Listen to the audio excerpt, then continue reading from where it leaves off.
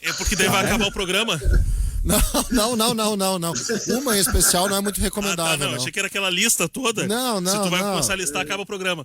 Mas tem uma em especial. Tem uma especial. 2h30, Mundial na Guaíba no Mundial. Não é mais o Carmelito.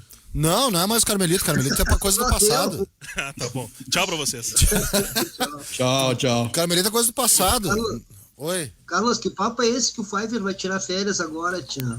Pô, esse momento precisa do Pfeiffer, ele vai tirar férias, tia. Agora que vai abrir mercado e vai começar tudo, o Pfeiffer vai tirar férias. Tu sabe que eu ouvi isso? Aliás, eu li isso no Twitter. Que eu coloquei esse, tô saindo daqui a pouco, contagem regressiva. Eu quero assim, como assim, cara? Vai abrir o mercado e tu tá saindo de férias, tá louco? Tipo assim, eu não contrato ninguém. Não, mas aí tu vai dar a seguinte resposta. Tu estará de férias, mas atento ao mercado. Atento ao mercado. Tchau. Ao mercado. Não faça isso mesmo, Fábio. Pessoal, posso abrir com o Palmeiras? Você se importa ou quero falar de Grêmio? Cara, não, tu manda aí. Então tá. Eu vou abrir com o Palmeiras, que é o jogo de hoje. O jogo da tarde, à noite, a Guaíba transmite Bragantino e Flamengo, que é um jogo essencial pro título do Inter, mas já para matar a história do Palmeiras aqui, até para não grudar com o programa que a gente tem 2h30, e depois a gente fala de Grêmio, fala de Inter, depois eu vou falar de Inter, né, com essa briga aí pelo título com o Flamengo. Mas vamos lá, vou começar com o Palmeiras, porque eu acho que é um encontro bem difícil com o Tigres hoje pelo Mundial, como talvez nunca a gente, antes das partidas, né, óbvio que tem que ser antes, é a previsão, a gente tinha observado nessa disputa de semifinal de Mundial. Sempre o sul-americano entrou como um bom favorito. Dessa vez, eu não sei se o Palmeiras é o favorito para o confronto. O time do Tigres é muito bom, ele é muito bem armado, um treinador que está há 10 anos comandando, 5 títulos mexicanos, se eu não me engano, título da CONCACAF, 3 vice-campeonatos da CONCACAF, tem vice-campeonato de Libertadores, quer dizer, é um time que tem essa alma vencedora com um jogador francês, que para mim é um jogador bem diferenciado, que é o Gignac, e que entra em condições, olha, se não superiores, iguais ao time do Palmeiras. Vocês enxergam dessa forma? Começa contigo, Guilherme Gomes. Guimarães, eu discordo minimamente, porque eu acho que mesmo com toda essa qualidade do time do Tigres, que a gente viu no primeiro jogo, inclusive, tem aquele nervosismo normal da estreia do Mundial e o peso sempre do time maior, de um futebol mais tradicional, de vencer aquele que é menos tradicional, no caso o time coreano que o Tigres enfrentou, mas eu acho que o Palmeiras é favorito, e o Palmeiras é favorito porque ele está jogando quase que o melhor futebol que é possível o Palmeiras jogar. Quando jogam ali o Patrick de Paula, principalmente, que eu acho desses jovens jogadores do Palmeiras disparado o melhor, não que ele seja o mais talentoso, mas ele é o cara mais pronto, é um cara combativo, um cara que tem muita tranquilidade para jogar. O que ele jogou contra o River em Buenos Aires foi uma enormidade. Então eu acho que o Palmeiras é favorito nessa disputa, mas vai ser um grande jogo por todas essas qualidades que tu apontou do Tigres, principalmente pela qualidade do Gignac. O Tigres tem um jogador que eu gosto muito há muito tempo, que é o Rafael Carioca. Eu acho um excelente primeiro volante, um cara que tem senso de cobertura, boa marcação, posicionamento. Ele poderia ser um jogador mais vistoso, não é, mas eu acho que para essa função de primeiro volante ele controla muito bem o jogo.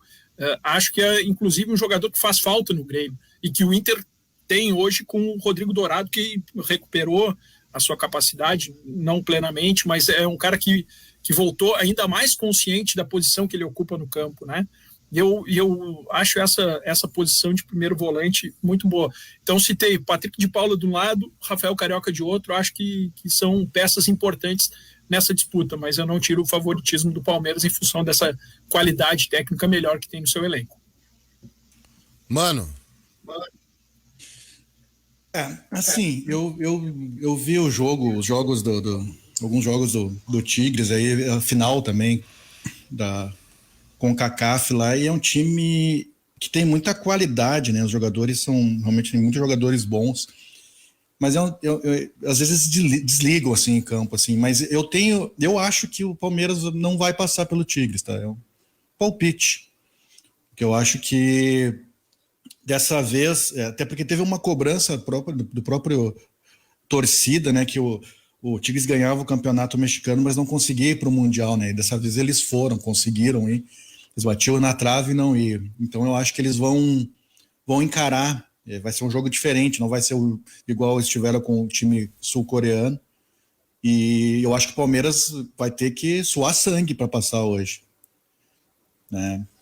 Então não vejo assim, como tu disse, pela primeira vez um favoritismo assim, claro, para um clube sul-americano. Acho que dessa vez não tem, porque se a gente pegar ali o plantel do Tigres, realmente tem muito jogador de qualidade, o Rafael Carioca, o Gignac, o Aquino, tem jogadores muito bons, assim, e experientes, né? Estão acostumados também, que nem tu falou, estão acostumados a conquistas. Então vai ser um jogo duro, viu? Vai ser legal de ver. Carmelo. Olha, tia, eu tô com o Guilherme Gomes no favoritismo ao Palmeiras, mas eu concordo com o Mano também que vai ser um jogo duro e um jogo bacana de se ver. Eu acho que o Palmeiras... Começou o muro. Pô, mas vem cá, tia, no primeiro comentário o cara já sai tocando, é brincadeira esse Guilherme Gomes, rapaz. Mas eu acho que o Palmeiras é um grande favorito, tá? Eu acho que o Palmeiras tem um time melhor do que o Tigres, mas eu acho também que o milionário futebol mexicano está muito bem representado pelo Tigres. Eu acho que vai ser um jogo daqueles. Estou louco para que comece logo para acompanhar aí. Eu acho que vai ser um grande jogo, né? Eu acho que o Tigres é um time muito bem armado, muito bem organizado, muito bem voltado para fazer grandes jogos. Tem um treinador que já tá há 10 anos. Eu acho que vai ser um jogo muito difícil do Palmeiras, tá? O Guilherme falou do Patrick de Paula, para mim o melhor, assim, ainda tem que desenvolver, não acho que ele seja jogador de seleção, mas para mim o melhor deles é o Gabriel Menino, tá? Eu acho um jogador... O Gabriel Menino é o antigo e famigerado terceiro homem de meio de campo, Guilherme. Aquela posição que por muito tempo o futebol brasileiro teve, uma coisa bem brasileira, e que o futebol brasileiro apagou, né? Por conta de outras invenções de sistema, de outras utilizações, de um modelo meio globalizado em que todos os sistemas são iguais, mas é o bom e velho terceiro homem de meio de campo, Gabriel Menino. Ele, eu gosto dele também. Assim como eu acho o Patrick do Inter o bom e velho terceiro homem de meio de campo pelo lado esquerdo. Ele é o terceiro homem de meio de campo pelo lado esquerdo. O Brasil ainda tem dentro de campo, sem atuar como terceiros homens que são criados para jogarem dessa forma, né? O Patrick é um exemplo, o Gabriel Menino pela direita é outro exemplo, tem mais outros aí que também fazem parte dessa nomenclatura aí de terceiro homem do meio de campo. O Gabriel Menino, para mim, é aquele bom e velho terceiro homem do meio de campo. Por exemplo, foi o Elano, lembra? Guardadas as devidas proporções, mas ele não atua assim, né? Os modelos são meio iguais. Acho bom jogador o Gabriel Menino. E pra mim tem um cara que, se tiver num dia bom, inspirado, pode fazer a diferença lá na frente, chamado Luiz Adriano. É um baita centroavante, Luiz Adriano, viu? Mas é por isso que eu coloco o Palmeiras como favorito. Essas qualidades, eu gosto também do Gabriel Menino. Eu só acho o Gabriel Menino um pouco mais instável que o Patrick de Paula. Eu não me lembro de ter visto um jogo ruim do Patrick de Paula. Do Gabriel Menino eu já vi algumas vezes. Acho que as coisas aconteceram muito rápido em relação ao Gabriel Menino. Por exemplo, foi prematura a ida dele para a seleção.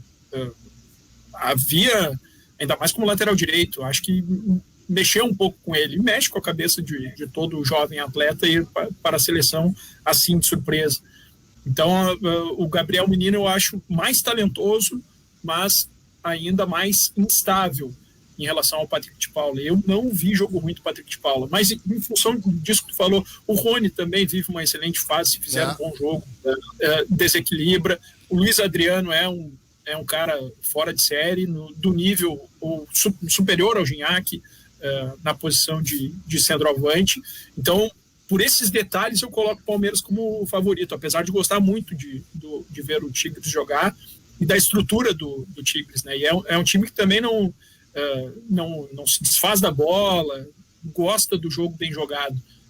Eu gosto de ver o Tigres e acho que por isso nós teremos um bom jogo. Sempre tem jogo de semifinal de Mundial envolvendo o Sul-Americano, nunca é bom, né? Eu não me lembro de um jogo bom de um sul-americano no Mundial. Sempre um jogo mais truncado. Acho que o Santos talvez fez um bom jogo na última participação dele, mas não tenho certeza.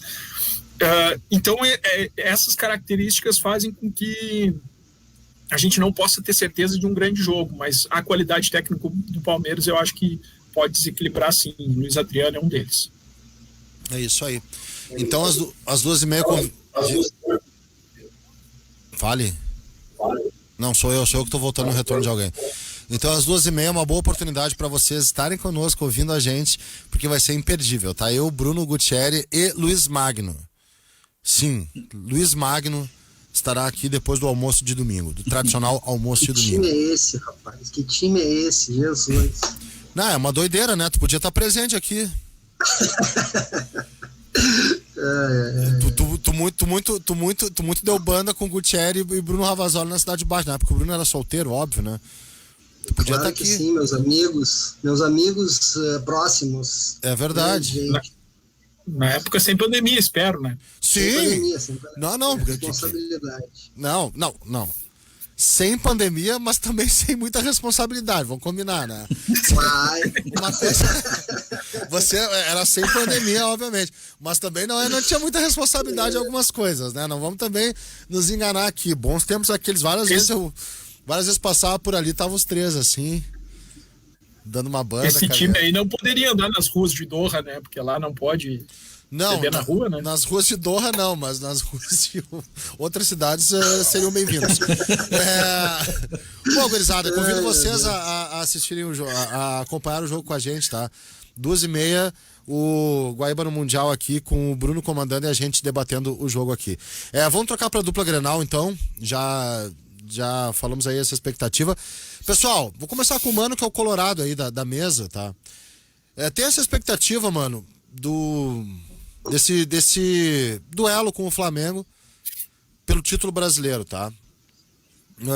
Hoje o Flamengo joga contra o Bragantino, o Inter joga na quarta contra o Sport Recife. A diferença caiu para 2 pontos. De que forma tu tá enxergando esse final, em termos de fôlego, em termos de sustentar essa vantagem, em termos de saber que tem um confronto direto que é no Maracanã? É otimismo, preocupação, pessimismo?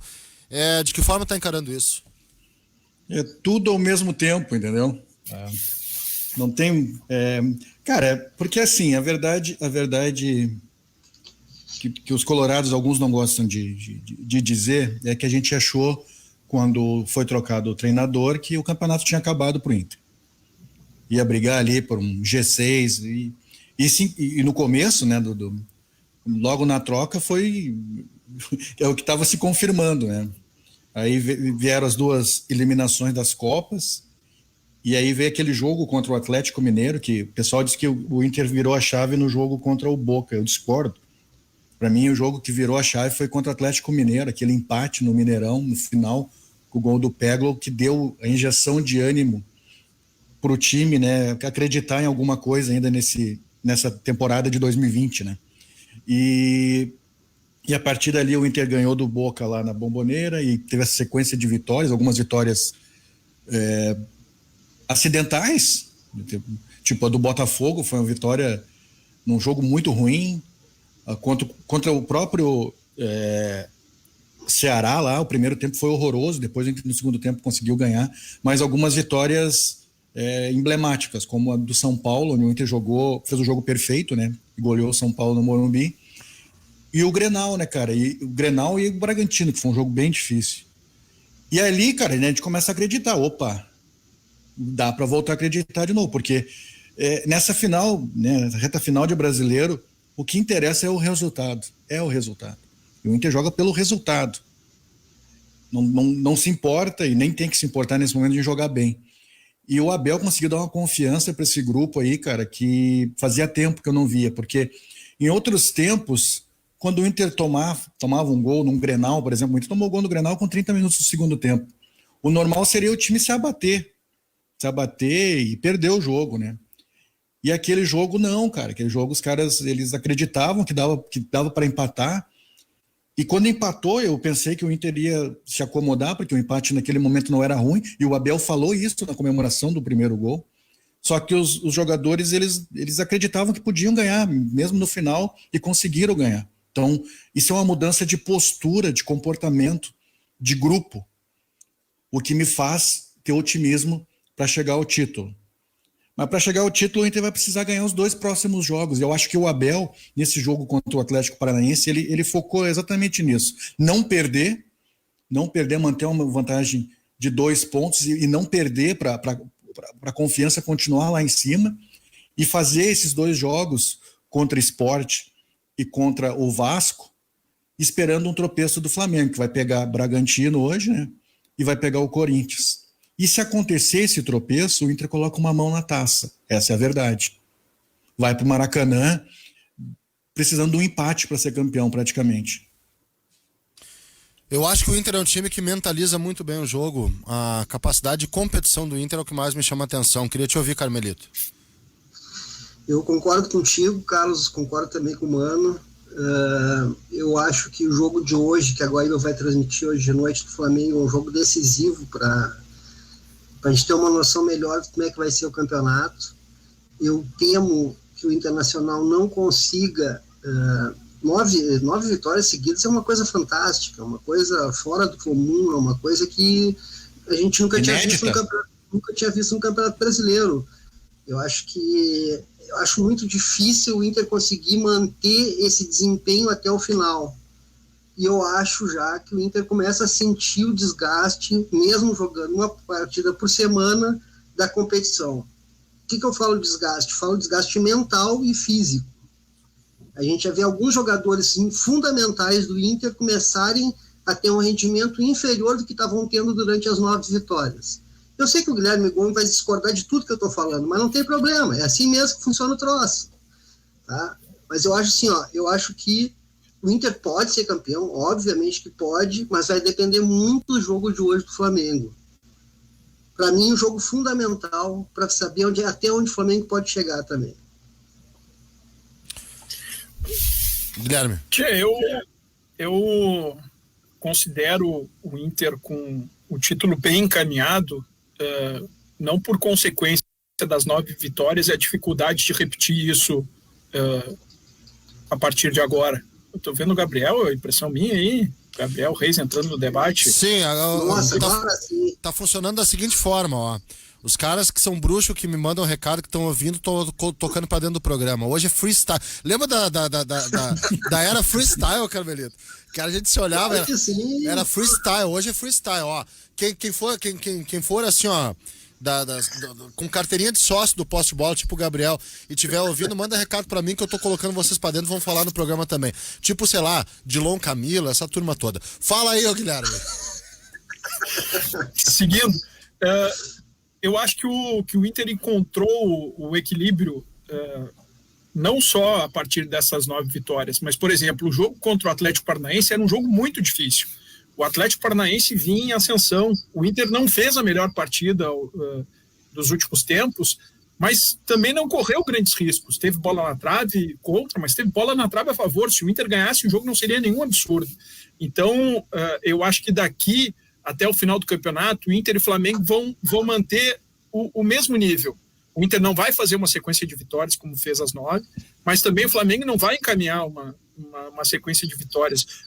Hoje o Flamengo vai para o jogo contra o Bragantino e todos nós aqui no consenso de que será um jogo difícil para o Flamengo. O Flamengo não é aquele que atropela qualquer um. O jogo contra o Bragantino é um jogo difícil para o Flamengo, e o Flamengo vai ter outros jogos difíceis daqui pela frente, assim como vai ser muito difícil para o Flamengo enfrentar o Internacional no Maracanã, porque nesses jogos o Inter tem jogado ainda mais. Então, acho que essa estrutura que o Abel encontrou, que tem um pouco de consequência do trabalho do Kudê, essa intensidade que o Inter coloca em cada jogo, isso é fundamental, é algo que, por exemplo, não acontece lá no Maitá. Isso faz com que o Inter seja favorito, mesmo que a qualidade técnica em comparação ao Flamengo não seja tão grande.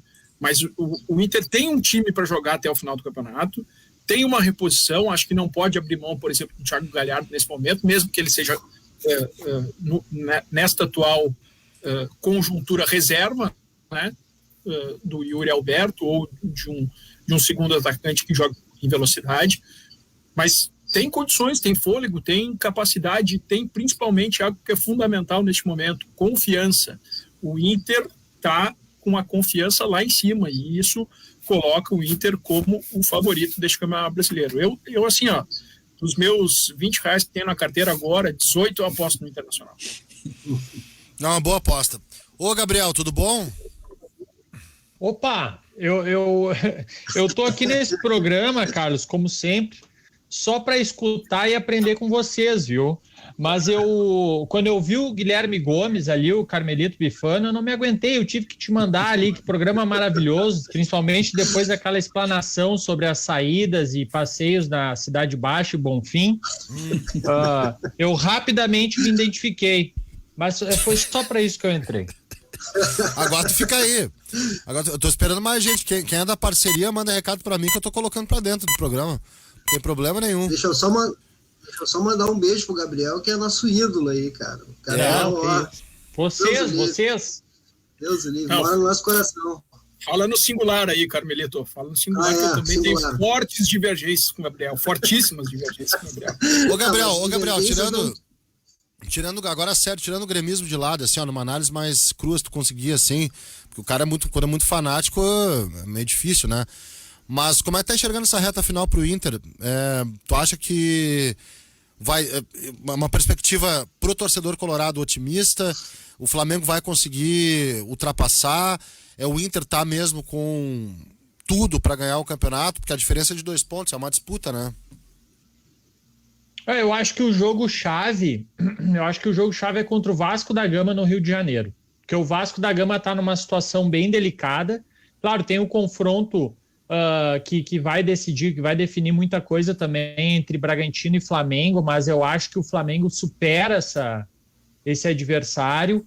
E muito mais do que Internacional e Flamengo, do que Flamengo e Internacional no Rio, eu acho que o jogo-chave para os colorados será um enfrentamento contra o Vasco no Rio de Janeiro, o Vasco precisando muito de uma vitória, e eu acho que ali provavelmente se decide o campeonato, porque eu não acho impossível o Internacional, por exemplo, arrancar um empate no Rio de Janeiro contra o Flamengo.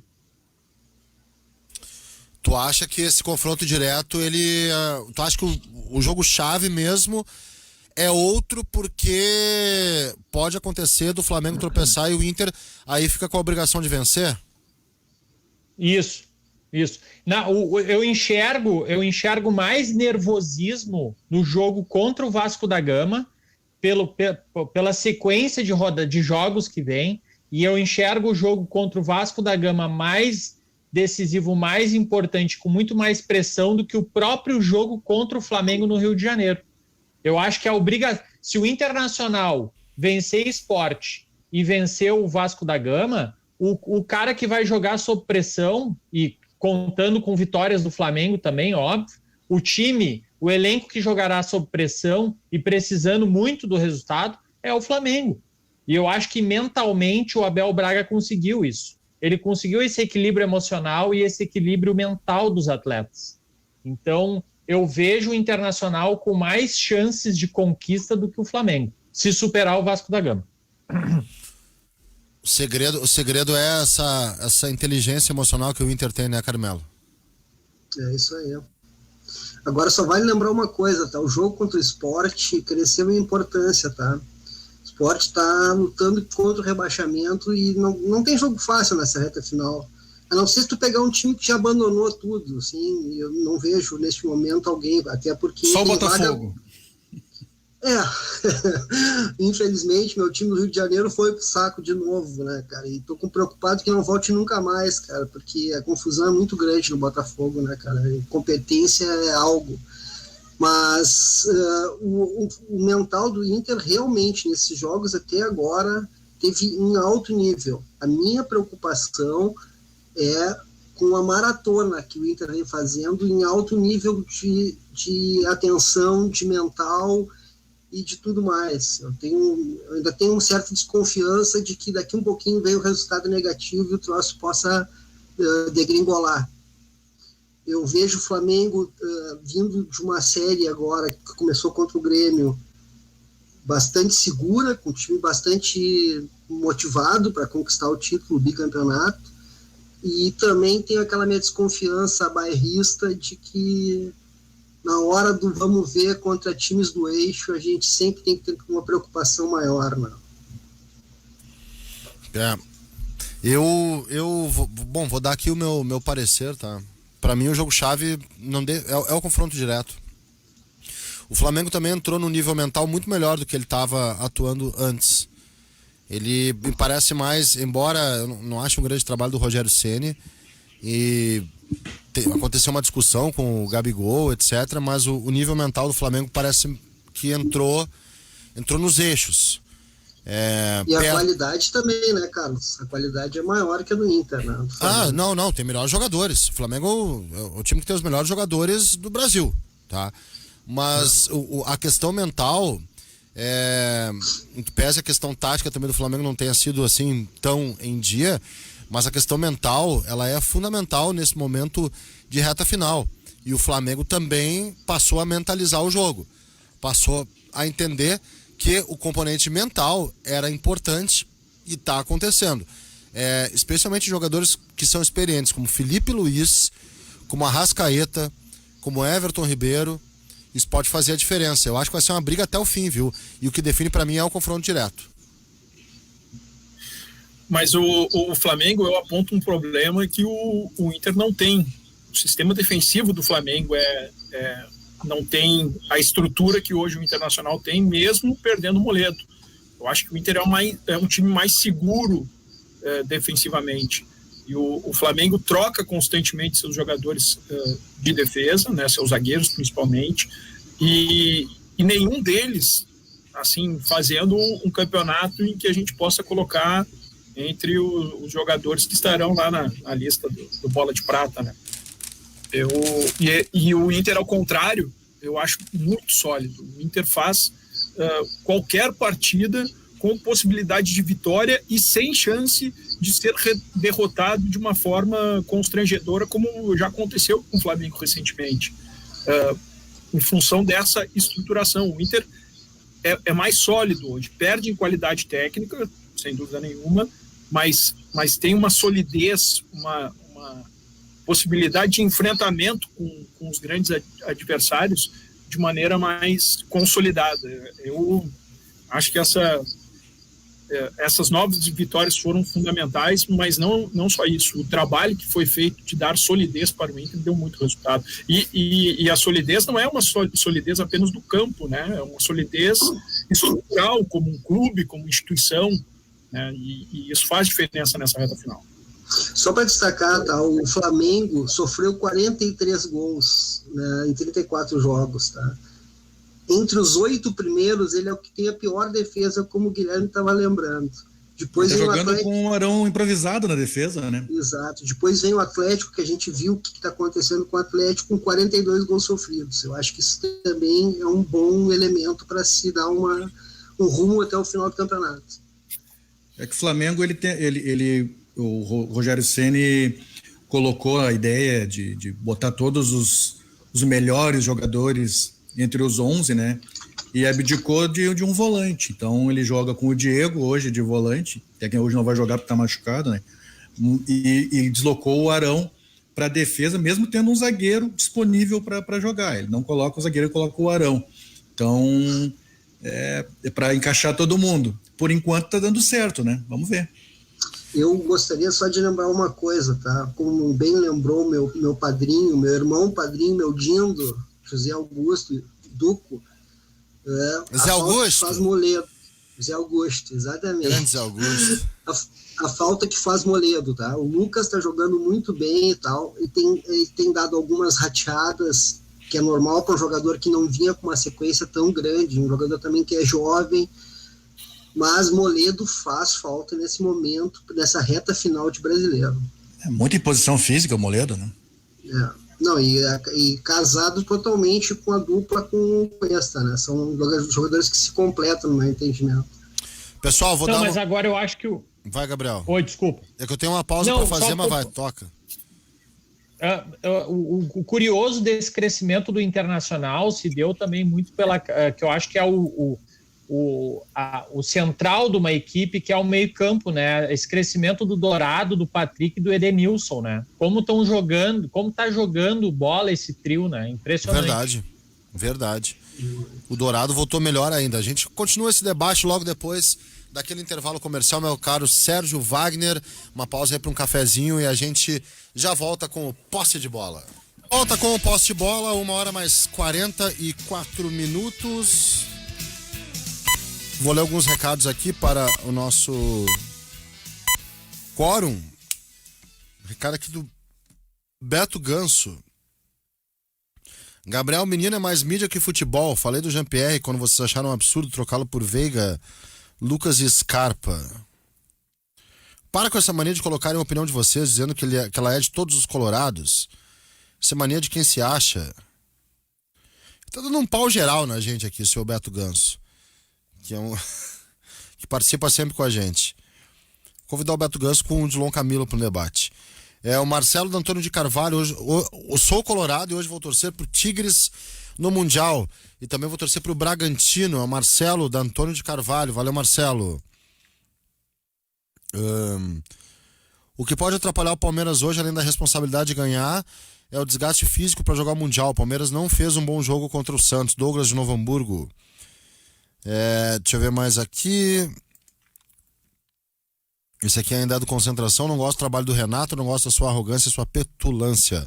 Não gosto de quem se acha intocável. Humberto Garcia.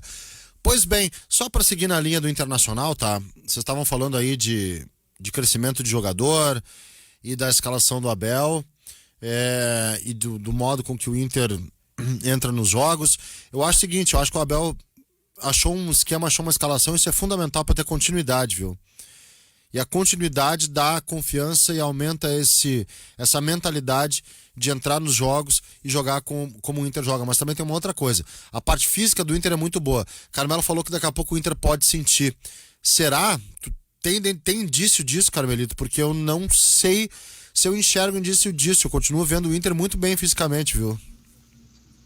Eu vou falar pelo jogo que eu vi, o jogo contra o Atlético Paranaense. É claro que é um jogo totalmente diferente dos últimos que o Inter vinha fazendo. Tanto que o Abel retirou o Caio Vidal e colocou o Marquinhos, como ele gosta de falar, fechando o segundo lateral. E exigiu bastante do Patrick no outro lado, né?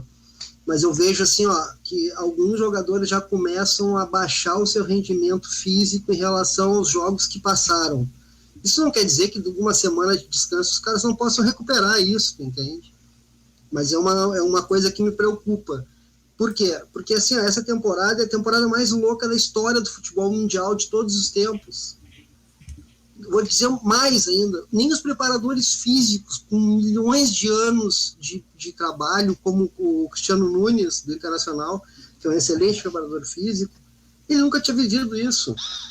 E como é que tu faz para manter uma equipe na ponta dos cascos, com esse monte de para e volta, e 3 meses, e volta de novo, e vai, e agora precisa dar um gás de 15 jogos... Eu tenho um temor em relação a isso. Vai acontecer? Não sei. Torço para que não ocorra. Para que o Inter e o Grêmio saiam campeões nesse final de ano, que seria excelente para nós todos. Mas temo, realmente eu temo. Mano.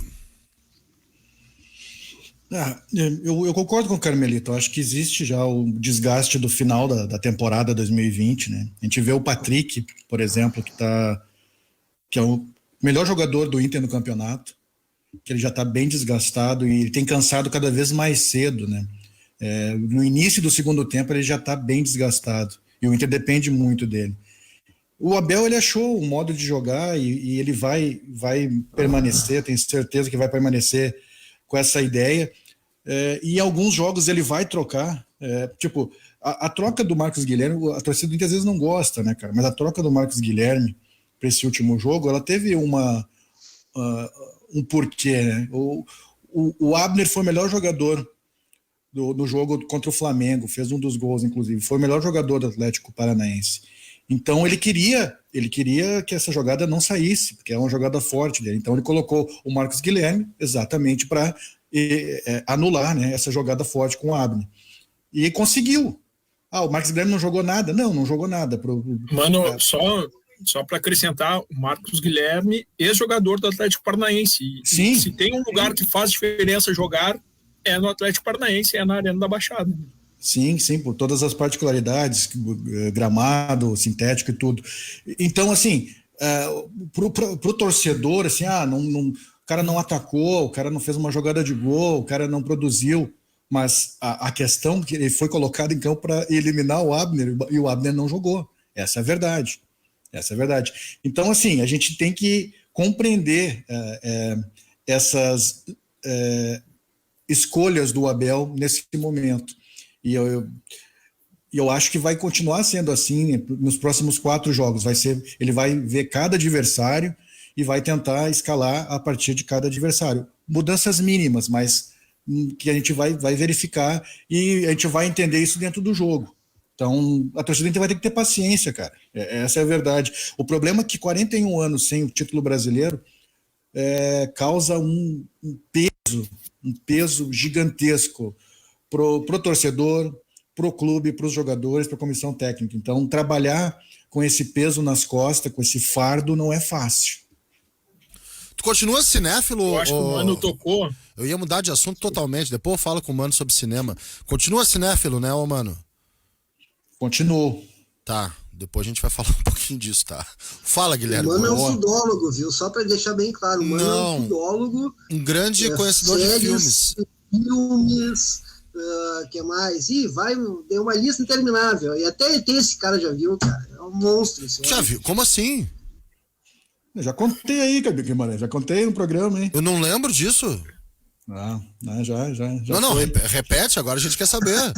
Vamos lá, não, repete. Tá no episódio, tá no último episódio aí do Três Teses aí, que o Nando Gross também teve uma experiência, né? Tá, fala sério. O último episódio foi com o Nando Gross. Tô falando sério, cara. Sério, cara. Escutem o programa, cara. Não. Escutem o programa. Entrou no ar ontem, cara. Tá. O Guimarães tá querendo cancelar o Mano, que é. Pera. Ô, Mano, tu tava de boas quando tu viu. Não, fala sério, cara. Porque a do Nando Gross não dá pra levar sério. Assim, completamente sóbrio. Tá, já muda de figura. Guimarães, ele tá falando sério, tu que não tá ouvindo, tchê. Agora não é o teu lugar de fala, rapaz. Tá, deixa eu contar o episódio. Tá, fala rapidinho então do episódio. Isso é interessante, o ouvinte quer saber agora. Alô? Acho que foi em outra galáxia. Chegou até a cair a minha conexão aqui. Tiraram o Mano do ar, é brincadeira isso aí. Completamente sóbrio eu estava, completamente. Tá, então. Tá, se tu preferir chamar pro podcast, não tem problema. Lá tem não, posso contar. Tu quer que eu conte rapidinho? Posso contar rapidinho, não tem problema. A gente estava numa turma grande, assim, em roda, violão e tal, essas coisas. E me chamou a atenção. Muito bom, né, cara? Muito bom. A gente estava numa praça. E assim, cara, tinha uma luz bem longe, assim, mas que ela se movimentava de uma maneira diferente, mudava de cor. E me chamou a atenção de mais umas 3, 4 pessoas que estavam ali. E ela mudava de posição muito rápido e brilhava diferente. Mas até aí, né? Podia ser qualquer coisa. Só que eu continuei prestando atenção no negócio. E o papo rolando ali, pessoal, e eu não conseguia tirar minha atenção daquilo. E num momento, assim, que é incrível, muito rápido, essa luz ela veio para cima onde a gente estava. Para cima, e bem forte, cara, muito forte. E aí eu olhei para cima, assim, mais umas 4, 5 pessoas também, que estavam prestando atenção nisso aí, olharam para cima. E no momento que a gente olhou para cima, essa luz, ela simplesmente sumiu, assim, uma explosão, assim, e sumiu. E eu fiquei completamente estarrecido, o que era aquilo, né? E eu olhei para o lado, alguém viu, e as pessoas viram também, não, eu vi também. E até hoje a gente não sabe o que é, né, cara? Não, muito boa história. Tá, mas não tinha, se é um extraterrestre também. Não tem, é um objeto que estava ali sobrevoando e tal. Não sei, não tinha bebido, não tinha fumado, não tinha feito nada, cara. Estava completamente sóbrio. Tá, porque a história do Nando Gross é outra. E também não sei se naquela época era. Não. Sim. Sabe que era uma coisa. Não vai falar mal do Nando. Não vai falar mal. Não, que falar mal, eu tô dizendo. Ele tava se divertindo, nos anos 80 foram divertidos. Não foram? Opa! Mas a do Nando é uma história boa. É sensacional a história. Sim, claro. Junto com o Antônio Oliveira, o cara que compôs junto com ele Porto Alegre de Quintana. Exatamente. A história do Nando tá no último episódio do Três Teses? Tá no último episódio do Três Teses. Tá toda contada lá a história. Vale a pena. Detalhada. Que barbaridade, cara. Olha. Escuta. Foi um prazer, viu, Guimarães? Um abraço para todos aí. Não, vai ouvir o Três Teses que tá melhor. O Gabriel ainda tá aí? Tô só aprendendo. Chocado, mas tá. Já viu? Mano, quais as cores dessas luzes aí? Não era verde, vermelho e amarelo? Assim, negócio mais... Cara, mudava de cor constantemente, assim, bem brilhante, sabe? Tu Bem tem experiência brilhante. com isso também, Gabriel? Não. Ah, tá. É só de acompanhar em Twitter e tal, essas coisas. Só um pouquinho, mas depois que o Pentágono admitiu que os marinheiros, os pilotos da Marinha norte-americana viram, a FAB, a Força Aérea Brasileira, viu alguma coisa eu não sei se é extraterrestre ou se é nossas naves, mas alguma coisa tem nesse espaço. Claro que tem. O que chamava atenção é a velocidade, né, cara, do que se movia, né, muito rápido. Extremamente Isso foi em rápido. Porto Alegre? Porto Alegre. Qual o bairro? Aqui perto da Arena. Humaitá? Farroupilha agora, Farroupilha.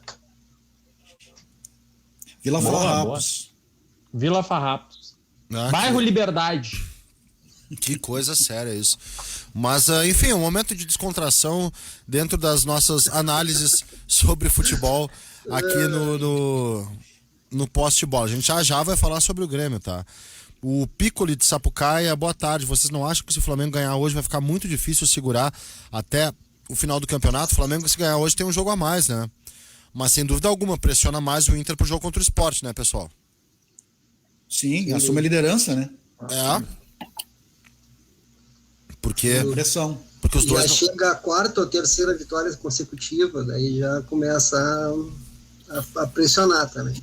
Mas a vitória do Sport sobre o Botafogo dá uma tranquilizada no Sport e não torna a partida contra o Inter decisiva. Isso pode ser bom pro Inter. O Sport tem a pior tabela dos últimos colocados ali. Peraí, turma confusão, o Sport tem a pior tabela. O Sport mas tem o 38 Sport... pontos. E o Vasco, primeiro entre os rebaixados, tem 37. Exatamente. O próximo não tá fácil não ali embaixo. O Sport precisa de vitória. O Goiás ali, que já tem 35 jogos, o Goiás tem 33 pontos. Daí já é um pouquinho mais distante. Mas a última vaga ali tá bem concorrida. Sport, Fortaleza, Bahia e Vasco. E o jogo Internacional e Corinthians, vocês acham que é jogo jogado? Corinthians já meio desmotivado, vida resolvida? Não. Ou o Corinthians pode querer dar uma complicada? Deixa eu te dar luta ainda pela Libertadores, né? Exato, pode ser. O oitavo pode entrar. Aliás, o oitavo deve entrar. Mas só se for G8. Só se for G8. Porque olha só, o Palmeiras já tá na Libertadores, tá? Abre vaga pro G7. Final da Copa do Brasil, se o Grêmio ganha, abre vaga pro oitavo, que é o Corinthians. Exatamente, G8. Se o Palmeiras ganhar a Copa do Brasil, não. Aí é a sétima vaga. Mas se for o Grêmio campeão da Copa do Brasil, pro oitavo, vai ser G8. Entende? É uma situação que pode acontecer. O Corinthians tá vivo, Gabriel. E outra, olha só o dado, tá? Pra gente já fazer o link pra depois do Guaíba Notícias debater sobre o Grêmio. Só 3 times da tabela, nas últimas 5 partidas, não tem nenhuma vitória. O Botafogo, que já tá rebaixado. São Paulo, que tá nessa crise danada, que caiu muito. E o Grêmio. O Grêmio, nos últimos 5 jogos, tem 4 empates e uma vitória.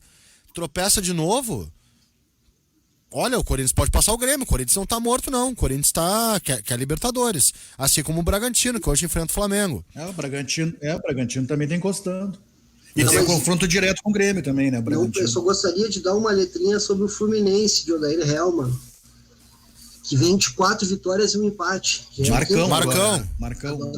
Agora é com o Marcão, exatamente. Mas a equipe foi formada pelo Odair. Né? Sem dúvida alguma. Não, o Odair é bom treinador e fez um trabalho bom no Fluminense. Vamos dar essa pausa, pessoal. Mais uma pausa pro Guaíba Notícias, mais um bloquinho de intervalo comercial e de chamada para Bragantino e Flamengo hoje, também pro nosso Guaíba no Mundial. Depois tem a meia hora final, onde a gente vai abrir com o Grêmio. Aí eu quero ouvir de cara Guilherme Gomes e Gabriel Pereira Reis falando sobre o Grêmio e as suas pretensões, ambições, esperando a final da Copa do Brasil. Vai sair sangue desse debate. Na volta. Então tá, uma pausa e já voltamos. De volta com o posse de bola, 2 horas mais 6 minutos. Agora sim vou colocar o Grêmio na pauta. Guilherme Gomes, o que o Grêmio ainda tem para fazer no Campeonato Brasileiro? 5 jogos, sem vencer, uma empatite de 17 empates na competição. O Renato vai olhar o copo meio cheio e dizer que foi o time que menos perdeu, mas são 17 empates, 34 pontos perdidos só em empates. E aí, Guilherme? O que o Grêmio pode fazer até o final do Campeonato Brasileiro é passar vergonha. A grande possibilidade que o Grêmio tem é de passar vergonha com um time que não entra para ganhar os jogos, com um treinador que infelizmente acha que está com o dever cumprido e não compreende que futebol se avalia a cada temporada, inclusive a cada rodada, né? O Renato acha que os títulos que ele conquistou em 2016 e 2017 são suficientes para justificar o seu trabalho de 2020.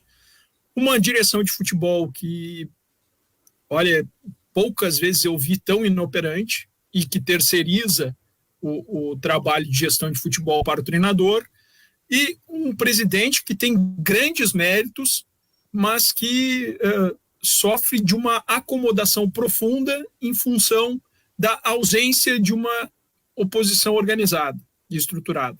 Então, quer dizer, é um comodismo na instituição Grêmio Futebol Porto Alegrense que me causa uma angústia que eu tenho que tratar volta e meia nas sessões de terapia que faço. Porque o Grêmio perdeu uma grande oportunidade de sair da fila de 96, que foi o último título do Campeonato Brasileiro. O Grêmio perdeu a oportunidade de disputar a final da Libertadores de 2020. O Grêmio perdeu oportunidades. Aí vai vir os Gabriéis Reis da vida me dizer, mas o Grêmio está na final da Copa do Brasil. O Grêmio chegou na final da Copa do Brasil enfrentando Cuiabá, Juventude e um São Paulo em crise. Esta é a trajetória do Grêmio para chegar no final da Copa do Brasil. E pode ser campeão da Copa do Brasil. Pode ser campeão da Copa do Brasil, mas não apaga o péssimo trabalho feito pelo Renato. Eu só faço uma ressalva, que às vezes eu tenho esses debates, principalmente no Twitter, que algumas pessoas apontam, ou quando o Grêmio tem uma vitória, do tipo uma vitória contra o Cuiabá, e aí alguns amigos vão lá no Twitter e colocam o dia difícil para aqueles que criticam o Renato. Cara, eu não acho o Renato um treinador ruim. Eu só acho que o Renato entrou num grau de acomodação que é, assim, impossível de se ter num futebol profissional, num esporte altamente competitivo. Tu não pode achar que as coisas estão bem com 17 empates, sabe? Tu não pode achar que as coisas estão bem porque tu tá na final da Copa do Brasil, porque circunstancialmente o Santo André chega na final da Copa do Brasil, outros times chegam na final da Copa do Brasil. O Ipiranga já fez o Ipiranga não, a Avenida já teve uma atuação épica em Copa do Brasil. São circunstâncias, mas o trabalho do Campeonato Brasileiro, aquele do Campeonato dos Pontos Corridos, é que mostra a solidez de um trabalho. E o Grêmio está ali entre 6º e 7º colocado. O Grêmio deveria ter sido campeão brasileiro de 2018 e o Grêmio deveria ter sido campeão brasileiro de 2020 em função do elenco que tem e da estrutura, da organização que se montou, das condições financeiras que o Grêmio tem.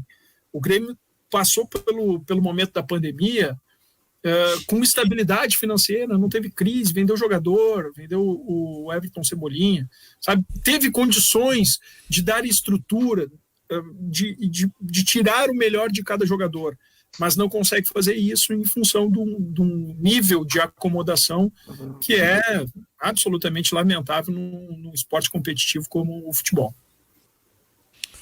E aí, Gabriel? Eu tinha, há tempos atrás, eu tinha o péssimo hábito de desqualificar ou criticar, de fazer crítica das críticas, né? Ser crítico da crítica.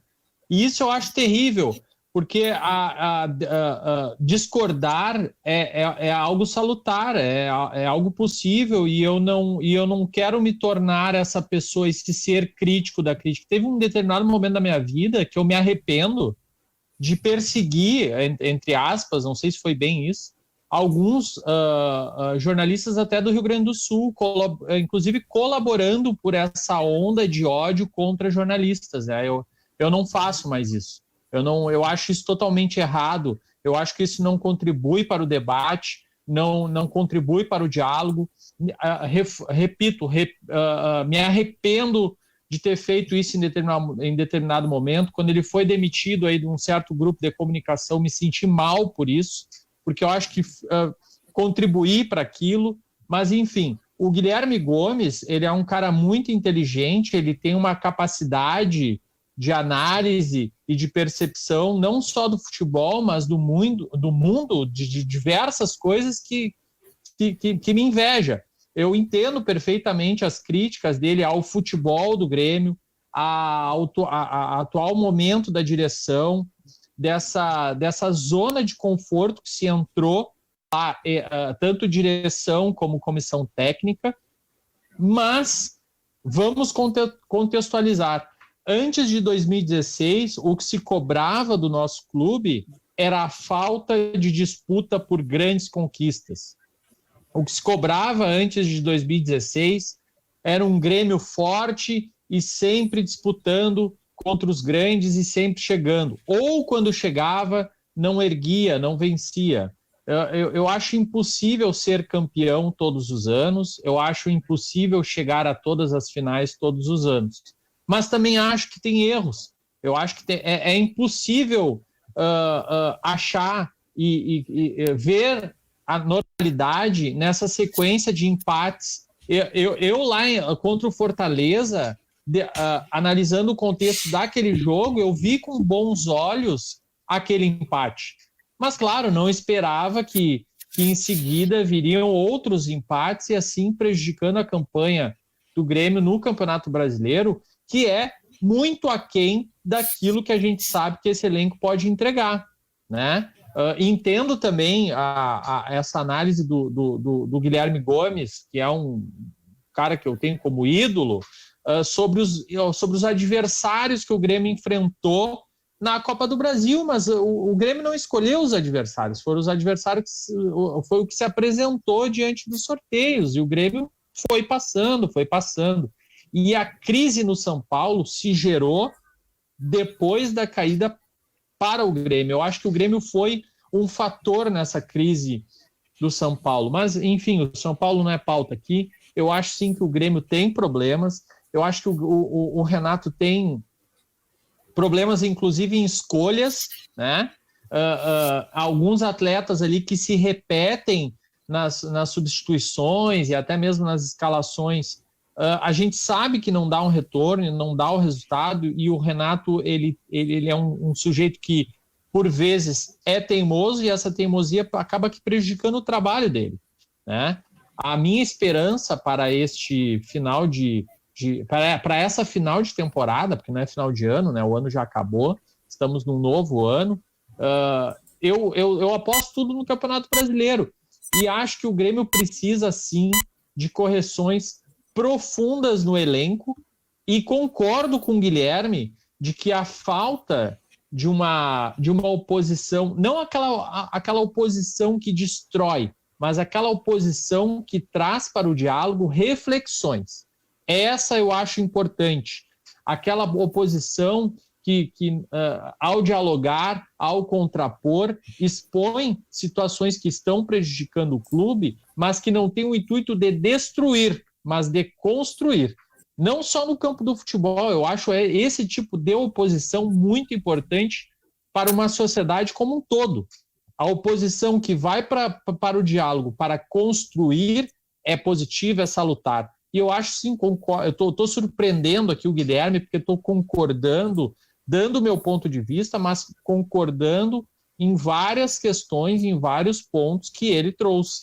Acho que o Grêmio precisa mudar alguns conceitos. Não sei se mudar de treinador, porque eu não sei se o mercado apresentaria algo melhor do que o Renato, mas eu acho que um cara que já foi vencedor, e encerrando a minha fala, pode sim fazer reflexões, pode repensar, pode reavaliar, reanalisar o que foi feito e tentar melhorar e buscar melhorias e buscar avanços. A gente tem como um bom exemplo aí um cara que chegou sob muitas críticas, desacreditado, e que está, surpreendentemente ou não, está dando resultado, que é o Abel Braga.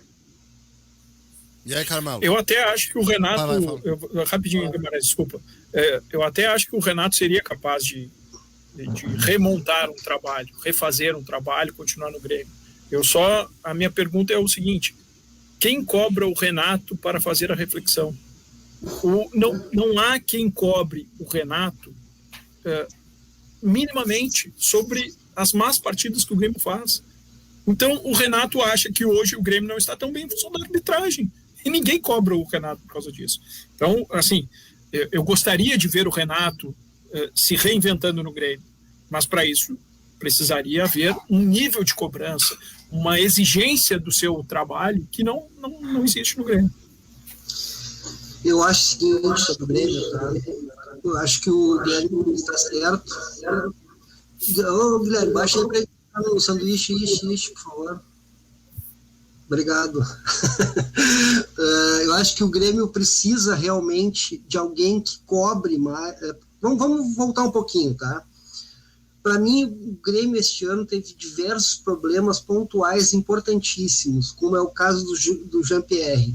Ele tem um problema de lesão, mas desde que ele voltou, é um jogador para mim que é fundamental para o Grêmio, mas ele vem de altos e baixos preocupantes.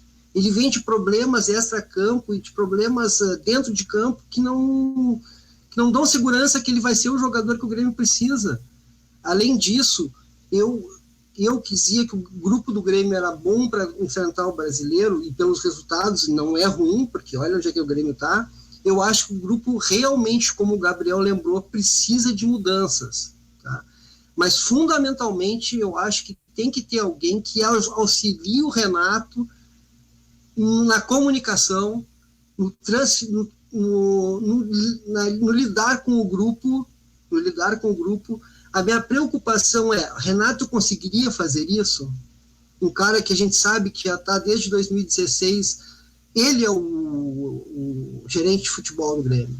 Ele que diz que ele manda no departamento médico, no todos os departamentos. Eu acho o seguinte, eu acho que esses 5 jogos que restam para o Grêmio devem ser focados, obviamente, na vaga, mas também de preparação para a final da Copa do Brasil. Eu vejo o Grêmio com muitos problemas neste momento. E o principal deles, para mim, é a cabeça. Porque essa variação de desempenho que o Grêmio vem apresentando nos últimos jogos tem muito a ver com a cabeça. Muito. Se a gente for analisar, praticamente todos os jogos o Grêmio joga um tempo bem e no outro pessimamente. A gente pode botar isso na questão física, mas eu acho que tem a sua parcela de culpa na questão física, mas também tem no mental. E isso que era o grande forte do Renato. Me preocupa também uma mudança de técnico neste momento, porque nós vamos ter agora, termina uma temporada e já começa outra. Mas vai começar com o gauchão, dava para o cara ir se adaptando no gauchão, dava. Só que eu não sei se é certeza de que vai mudar muita coisa com esse grupo. O Mano pode falar também sobre o momento do Grêmio? Cara, eu escutei no início de 2020 uma entrevista do Eduardo Cudê, que ele falava sobre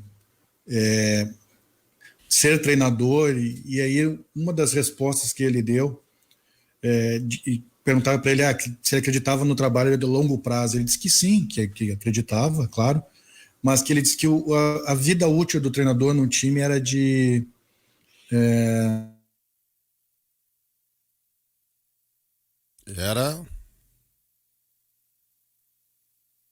Caiu só o Mano pra mim ou caiu todo mundo? Não, eu tô aqui. Caiu só o Mano, eu acho. Caiu 3 só o Mano. anos, acho que foi o que ele falou. Pois é. O Mano... Caiu. Acontece. Acontece. Alguém quer complementar? Voltei. Voltou, complementa aí. Voltei. Então. Complementa aí. Tá, não, então é assim. Não, e ele disse que a vida útil, que ele acreditava que a vida útil ideal de um treinador é 3 anos no clube. Que depois de 3 anos o desgaste era tamanho que o cara não ia conseguir continuar desenvolvendo um bom trabalho. E eu começo a acreditar nisso. Eu acho que existe um desgaste no Grêmio, o tempo já do Renato, né? E como disse o Guilherme, uma acomodação também. E aí começa, aquelas rusgas, né? Já teve aí com o Maico, agora com o Pinares, e começa esse tipo de problema, né? E administrar isso a todo momento começa a causar um desgaste. Então, talvez não seja o melhor momento, né, para trocar de treinador, exatamente porque já começa uma nova temporada emendada, né, de 2020. Mas eu não sei se o Renato não está afim também de mudar de ares, talvez ele vislumbre aí o Flamengo, não sei, pode ser, né? E aí também começa a forçar a saída. Vamos ver, é complicado. Eu acho que tudo passa pela final da Copa do Brasil, o resultado da final da Copa do Brasil. Esse é o meu medo, que tudo passe pela final da Copa do Brasil e que o título apague todo o mau trabalho que tem sido desempenhado ao longo desses anos. Mas é um mau trabalho ser campeão da Copa do Brasil? Ele não apaga o mau trabalho. Ele é uma circunstância. O Inter, no ano do seu rebaixamento, ele poderia ter sido campeão da Copa do Brasil. O Inter fez uma bela campanha na Copa do Brasil no ano de 2016. Sim. A Copa do Brasil é isso. Ela pode enganar. É claro que ela trouxe felicidade para a torcida do Grêmio em 2016, assim, algo que foi fundamental, inclusive, para a Libertadores de 2007. Deu o estofo que o Grêmio precisava. Mas as circunstâncias que o Grêmio chega na final da Copa do Brasil e as circunstâncias em que ele vai jogar a final da Copa do Brasil, elas são absolutamente pontuais. E que se achar que isso é fruto de um bom trabalho, é tapar o sol com a peneira, porque não é um bom trabalho. Deixa eu te perguntar, Guilherme. É constrangedor no Campeonato Brasileiro, cara. O Fluminense está na frente do Grêmio no Campeonato Brasileiro. Deixa eu te perguntar, é mais fácil, aqui eu tô sendo sem ironia, tá? É mais fácil contornar e reparar esses desgastes e essa coisa da relação, a relação humana mesmo, né? Quando a gente fala em desgaste, treinador, elenco, clube, é relação humana pura. É mais fácil contornar isso, reparar isso, ou chegar a finais de Copa do Brasil? O que é mais fácil de se fazer? Eu acho que seria possível fazer toda essa reformulação com o título, seria mais estável se houvesse cobrança, se houvesse... Cara, eu faço o símbolo da padaria, não adianta a padaria ter feito o pão bom ontem, a padaria precisa fazer o pão bom hoje, assim como a padaria precisa fazer o pão bom amanhã. Não adianta nada o pão da semana passada ter sido bom se o pão agora não é bom. Eu, como sócio do Grêmio, eu quero que o Grêmio entregue o bom futebol sempre, permanentemente. E acho que é óbvio que vou torcer para que o Grêmio conquiste o título. Assim como eu acho que vai ser muito bom para o Grêmio, inclusive, o Inter ser campeão brasileiro. Acho que coloca a régua lá em cima, talvez faça com que o Grêmio reflita melhor sobre o que tem acontecido na disputa do Campeonato Brasileiro nos últimos anos. Mas o meu temor, mas não vou secar o Grêmio em função disso, o meu temor é que o título apague o mau resultado. Se o Grêmio for campeão e mesmo assim entender que é preciso uma reformulação, não só do elenco, porque eu acho o elenco do Grêmio ótimo, mas uma reformulação da forma de trabalhar, eu acho que o Grêmio dá um salto importante para a temporada de 2021. Só uma Eu informação. acho que isso vai acontecer. Informação aqui, gente. O Sport Clube Internacional afirma, ou melhor, informa, ter encerrado as negociações com o Al Hilal Al Saudi Club a respeito da possível transferência do atleta Thiago Galhardo. O jogador seguirá normalmente suas atividades com foco no término da temporada 2020. Então, o Thiago Galhardo fica no Inter ao menos até o fim desta temporada. É isso. Só uma coisinha sobre o Grêmio aí, né? Que uma coisa a direção do Grêmio vai ter que fazer, é tomar medidas rápido, né? Se vai permanecer com o treinador, se vai trocar, porque o mercado é bem restrito de treinadores. Eu acho que hoje só tem 2 treinadores no mercado que poderiam ser contratados pelo Grêmio para continuar, né? Que seria o Cuca, que o pessoal até já fala aí, e o Thiago Nunes, né? Eu acho que são os 2 que estão no mercado aí. Não tem muito treinador no mercado, né? O Cuca? Tem uma enormidade de treinadores, tem um mundo de treinadores. Mano, tu falasse Cuca? Sim. Se isso acontecer, a primeira coisa que eu faço é pegar meu telefone e ligar pro quadro social. Primeira coisa. Mas tá sendo. O Cuca já disse que não fica no Santos, né? E ele tá procurando clube aí para trabalhar. Mas achar que o mercado de treinadores se resume a isso é desconhecer. Olha o que o Palmeiras fez agora, encontrou o treinador. Não, tem muita gente. Tô dizendo no mercado brasileiro. Tem um cara que ainda vai treinar o Grêmio, que é Thiago, mas não é Nunes, e é Gomes, que não é meu parente, que é o treinador do Sub-23 do Grêmio. Esse cara é muito bom. Bom. O cara olha qualquer time dele e compreende, o cara muda o time, muda o esquema, o cara faz de tudo, é impressionante esse cara é muito bom.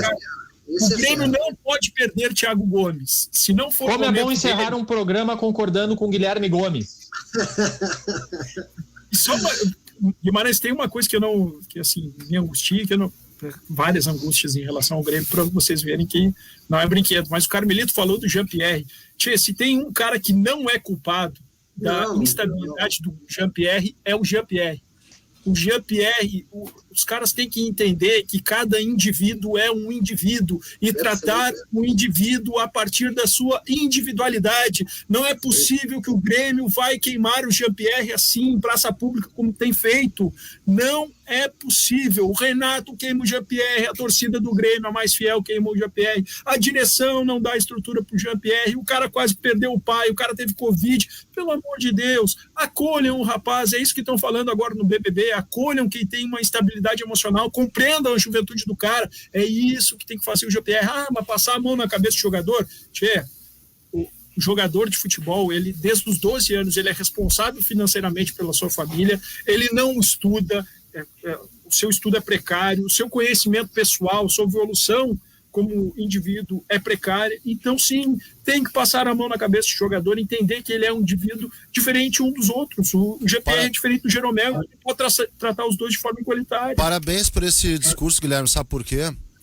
Agora eu vou entrar com um pouquinho de mais força nisso, me aliando especialmente ao que tu falaste sobre como acolher e como às vezes a gente da imprensa também é cruel com o jogador de futebol. A gente é cruel com o treinador de futebol, com o jogador de futebol, quem está no meio do futebol e com quem a gente tem que, por obrigação e por tradição, né, a tradição de uma imprensa ácida como a imprensa do Rio Grande do Sul, que por muitas vezes foi uma imprensa desrespeitosa também. A gente não sabe o que se passa na cabeça de um garoto, a gente não sabe o que se passa na cabeça de um jovem que está surgindo. Vou estourar uns 2 minutinhos aqui, Bruno. Vou dar tempo. O Magno já está aí? Sim. Tá.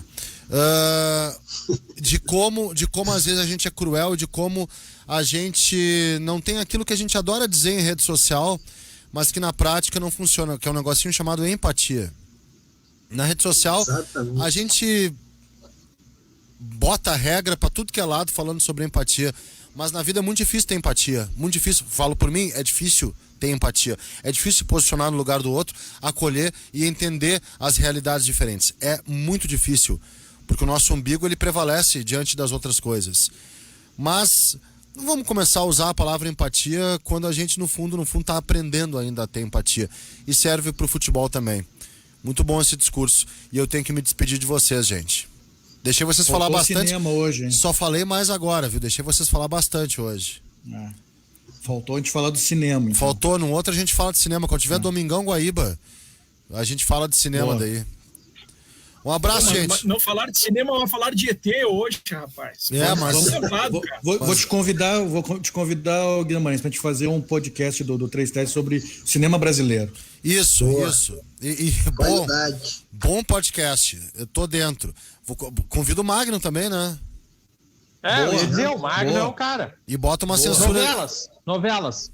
E bota uma censura 18 anos ali, tá? Quando for fazer. Não, esse vai ter que ser. Esse vai ter que ser. Gente, obrigado, valeu.